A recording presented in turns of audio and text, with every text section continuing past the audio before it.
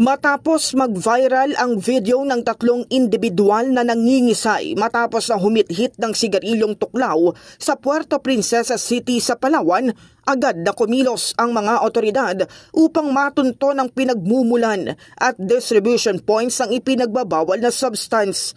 Sa Barangay San Miguel, Puerto Princesa, nasa kote ang 5 katao sa isang joint bypass operation. Ayon sa pulisya, pawang mga estudyante ang mga sospek.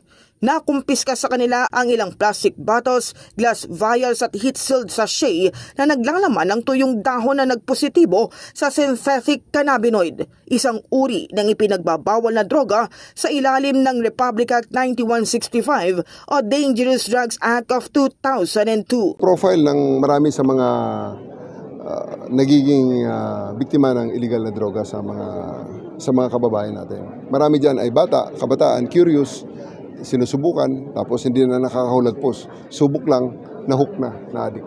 Lahat actually ng droga, hindi naman tayo nagpapabaya eh. Hindi natin tinitigilan, kaya yan ay tuklaw, kaya yan ay shabu, kaya yan ay marijuana, kaya yan ay kung ano pang mga illegal na pinagbabawal na gamot. Talagang tinatrabaho natin. Inaalam na ng PNP ang pinagmula ng tuklaw at ang posibleng ruta kung saan ito idinadaan papasok ng bansa. Inaalam natin ang origin, pero just like any other drug, just like the other drugs currently in the market today na ating hinahabol at ating pinipigilan, may mga illicit trading routes na tinitingnan natin na maaring pinagdadaanan ng mga substance na ito.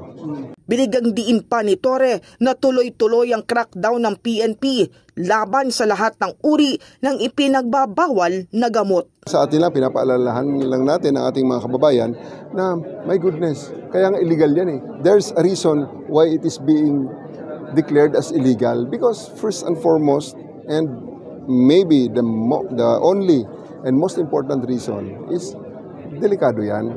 Hindi yan ginagamit ng mainstream na medisina. So, huwag na lang nila subukan para mailayo sila sa disgrasyang yan. Ba't ba pilit sila ng pilit? Kita naman nila, ang resulta ay napakasama. Ikamamatay nila.